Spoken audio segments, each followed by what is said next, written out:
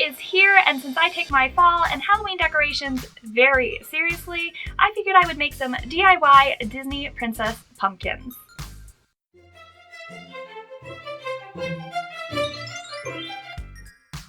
I'm using all artificial pumpkins so that I'll be able to reuse them from year to year.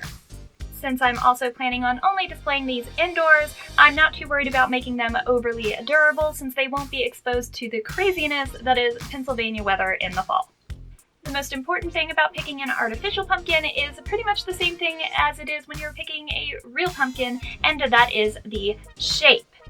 The next most important aspect is definitely the color. I knew I wasn't going to end up with any bright orange ones, so I didn't buy any orange ones.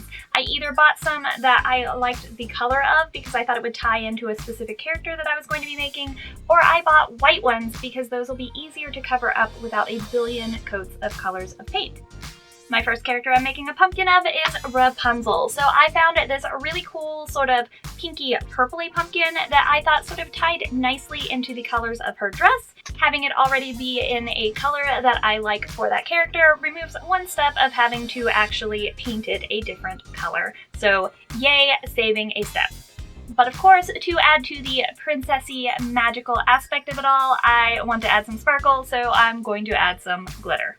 This is a pretty simple step that I'm going to be using on a lot of these pumpkins probably, so I've lined a small glass bowl with aluminum foil. You can also use cling wrap, and I'm just going to dump in some Mod Podge and mix in some glitter.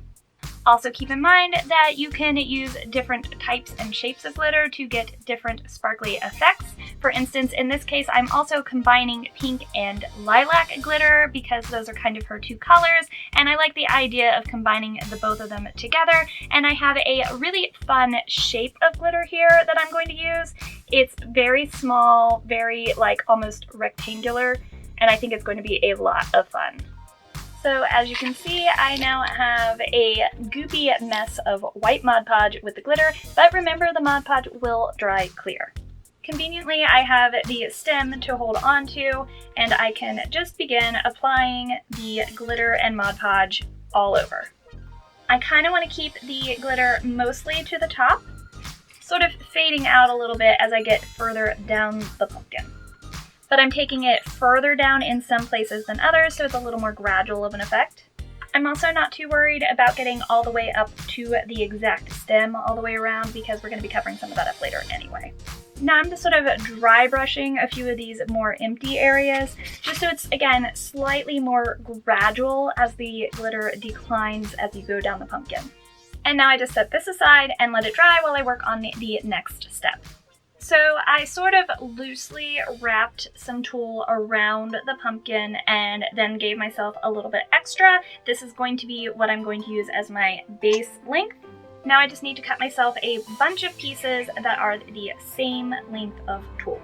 Because I'm going to be braiding it, I want it to be sort of a multiple of 3. So I'm thinking probably 3 pieces per section of braid, so I'm going to go ahead and cut 9 long strips of yellow tulle. Now I have 9 fairly equal lengths of yellow tulle, and I'm just going to tie one end off to be the base of my braid. I don't need the floofy floof on the end, so I'm going to go ahead and trim that off, and I'm already losing a good bit of length, so I'm glad I gave myself some extra. Now I divide the entire thing into 3 sections of 3, and because I'm not as cool as the little girls in the movie and can't do all these crazy fancy braids, I'm just going to do a classic 3-strand braid on this entire length of tulle. Now that I have a length of braided yellow tulle, I'm going to take the end that is going to be my base at the stem, and I'm going to put some hot glue into that knot to sort of hold it all together and keep it secure over time. Now I'm just going to put some glue onto the end of the braid and attach it to the base of the stem. Now that the braid is attached to the stem, I'm going to start putting hot glue on the back side of the braid in smallish sections so that I can start spiraling around the pumpkin until I get almost to the base. This is a good way to cover up any areas where you're not very happy with the pumpkin, like if there's a place where your glue got a little funky with the glitter, or if there's just like a weird mark on it that you're not too happy with. This is a really good way to sort of mask any imperfections. So again, working in little sections so that your glue stays hot until you're ready for it to dry in place, I'm going to continue slowly around the pumpkin. You can press it into the pumpkin so that it's getting into all those little nooks and crannies, both of the braid and the pumpkin itself, so that it'll have a nice tight stick hold all the way around. So I've worked myself spiraling around the pumpkin and then to the bottom and around the base of the pumpkin, and I have cut my braid off to end at itself here. And I'm just going to now glue the rest of my braid down until I have ended it underneath itself.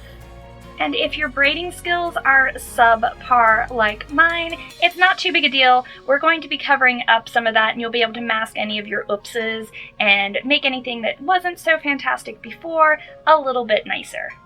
So now, as you can see, we have a very long braid that starts at the stem and then wraps around the pumpkin all the way around the base, and you'll have a nice, beautiful Rapunzel braid, right? Almost. The next step is to decorate the braid, much as it was decorated in the movie with pretty flowers. So to keep it in Rapunzel's color story, I have gathered up a bunch of tiny pink and blue and lilac flowers. I'm going to take these apart into individual little flowers and just scatter them throughout my entire braid all along the length of the yellow braid around the pumpkin. I'm going to start with one particular type of flower in a specific color, and I'm going to scatter those to make sure that I get a sort of even distribution of each color and flower all around the braid, and then I will move on to the next color. This is a great way to cover up any oopses, so if your glue like seeped out a little bit in one area too much or something, no problem. You can cover it up with a flower and make it pretty. And even here at the end of my braid, I'm going to go ahead and just stick a dab of glue and put a flower on it, and boom, all masked, beautiful, no one will ever know. Now for my second color, I want to be a little more careful about my placement, so sometimes I want to place these flowers right next to one of the first color, and then other times I want to make sure that I have it a little bit separated, but I also just want to keep an eye out that I don't have them too evenly distributed around the whole thing. I want it to feel a little bit random and fun and carefree like Rapunzel, just not so condensed of any one color in one area. So for my first two, I'm putting one of them right next to a blue flower. And then the second one is completely pretty much on its own and isolated and not touching another flower. And as you can see, it's already getting a lot of nice fun colors, and I'm only at 2 types of flower in, and I have at least one more I'm gonna do, and then a few sort of random ones that there aren't a lot of, just to add a little variety. But also, you want to make sure that you leave enough of the braid showing that it definitely still reads as Rapunzel and not just a garland of flowers. Now, the end of the braid up here by the stem is obviously not so cute, so of course we need to cover that. So I picked one flower that will tie in nicely with everything else, but is a slightly larger size, so that I can start with that one. Push the larger flower into it, and see, now it's very pretty all on its own. And you can also go and add some more flowers around it at the base there if you want to make it a little bit fancier, which of course I do. Adding just a few flowers up here by the stem has filled everything in, finished it all nice and cleanly, but tied it all together cohesively into one look, and it just looks so pretty and fancy. It's kind of subtle, but any real Disney nerds are definitely going to see this and read Rapunzel. My Belle pumpkin is going to be a little more complicated and involves some parts that are a little more specific and harder to find, but there's definitely ways you can simplify it and still have it read very easily as a Belle pumpkin. The first thing that is going to make this pumpkin a little more complicated is that I want this entire pumpkin to be gold, so of course I have to paint it. I would spray paint it, but I don't have any gold spray paint, and of course I'm too lazy to go out and get some, and I do have a tube of gold acrylic, so here we are. But this is something to keep in mind. If you know you're going to be painting the pumpkin, it is much easier to cover one of these white pumpkins in any color than it would be that obnoxiously bright Halloween-y orange. So for my Belle one, I made sure to get a white pumpkin, I'm not worried about getting a super solid gold coverage here. I'm going to let that white shine through just a little bit and have a sort of softer, more pastel gold, because Belle's gown definitely has that sort of soft quality to it, which is another way that this white pumpkin really comes in handy. Also, I'm not going to end up using the stem, so I'm going to use that to hold by so I can paint more of the pumpkin without having to worry about letting it dry.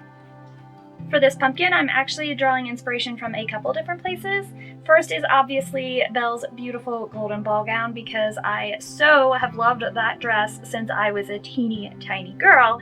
But the second part is going to be the enchanted rose, which is the part that not everyone will be able to easily recreate, but I'll give you some good ways to get around that as well. For the enchanted rose portion of this pumpkin, I actually found this teeny tiny little plastic display case, and if this doesn't look exactly like the glass dome from the movie, it's pretty darn close. So of course, I have to add this to my pumpkin. The hard part will be getting this little rose to stay upright inside, but the display case did come with this little plug thing that has a little hole in it, so I'm going to try and use that to sort of glue this down to the bottom, so hopefully the rose will have a little bit more of a base than just this little stem. And now I'm just going to run a thin bead of glue around the bottom of the dome and insert that into the base. And now we have an adorable miniature enchanted rose. Now, to represent all the little draped sashes around Belle's dress, I'm going to use the same yellow tool that I used for Rapunzel's pumpkin, but I'm only going to use one thin layer of it because I think that too much will definitely read yellow as opposed to gold, and I want the gold paint to show through a little bit. But I also want it to be a little bit softer and more subtle than I did the bright yellow braid on Rapunzel's pumpkin, and I contemplated using a gold ribbon, but I really want it to look like it's draping and soft, and I figured my gold ribbon was definitely going to have too stiff of a feel to it and be a little too heavy looking. So at each peak of the drape where it comes up to a point, I'm going to tie it off with some very skinny, narrow string so that I can get it nice and tight and small so that it will stay very contrasted to the thicker portions of the drape. So to begin with, at the beginning of the tulle, I'm going to go ahead and tie it off with the string and knot it off there with a little dot of glue so that everything will stay in place. I'm also going to go ahead and cut off most of this excess tulle just so I don't have that bulk where I don't want it. I always like to put a little dab of glue on the knots so that everything will stay over time, because sometimes no matter how tightly you tie these strings, they're going to be going through a lot of pressures and temperatures as they are stored throughout the year, and I feel like sometimes they can just randomly come undone, but if I have the glue, it's like that extra layer of protection. Now I'm going to have my enchanted rose dome on top. So I'm not going to be using the stem that is here. So I didn't even paint all the way obviously to that stem because that's not going to be part of my finished product. But if you're not doing the enchanted rose, you should definitely paint anything that's going to end up being visible. If you're not doing the enchanted rose, I would recommend a larger red rose, maybe with like a spray of greenery or something gold and sparkly there, whatever you think is going to really tie into the pumpkin and just be beautiful. For me though, I need to get rid of this stem, and they usually pull out pretty easily. If this was a particularly bumpy pumpkin, I might have to cut out a little disc-shaped recession, but I think this one's going to work fine because I plan on decorating around the base to cover it anyway. So I'm going to go ahead and run a ring of glue around the base of my rose. Then I'm going to set it down ever so carefully in a place that looks fairly centered, but of course pumpkins aren't completely symmetrical, so there's a little bit of leeway there anyway.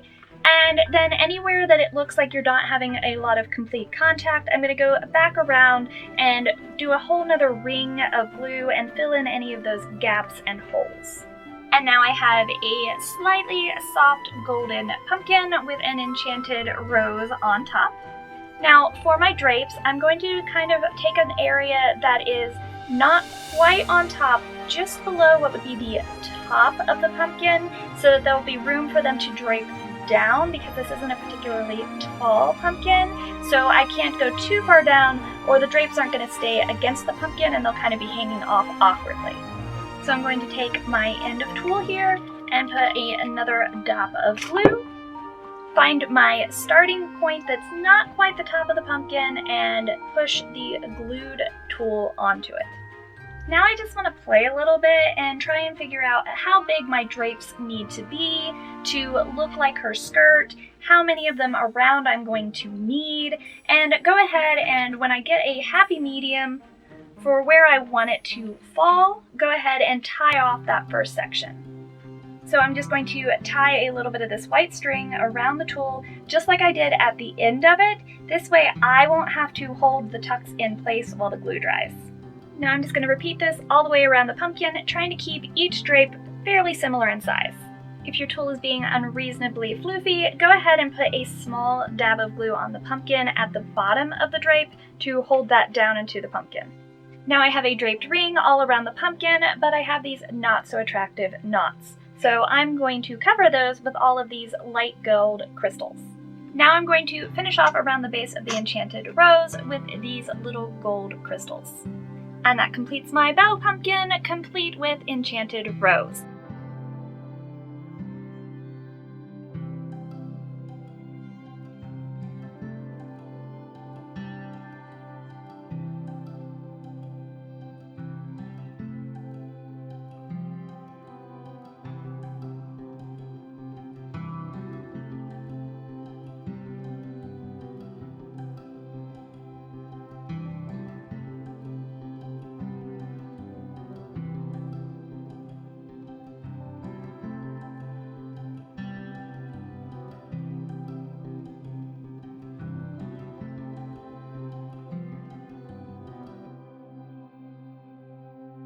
If you enjoyed this video, I hope you'll like it down below. And stay tuned because next week I'm going to do some more different princess pumpkins. So if you'll subscribe and ring the little bell down below, you'll get a notification when that video goes up. I'm also running my Inktober challenge videos for the entire month of October, and those videos are going to be every Thursday. I hope you found this video helpful and inspiring. Have a beautiful day, and I'll see you next time.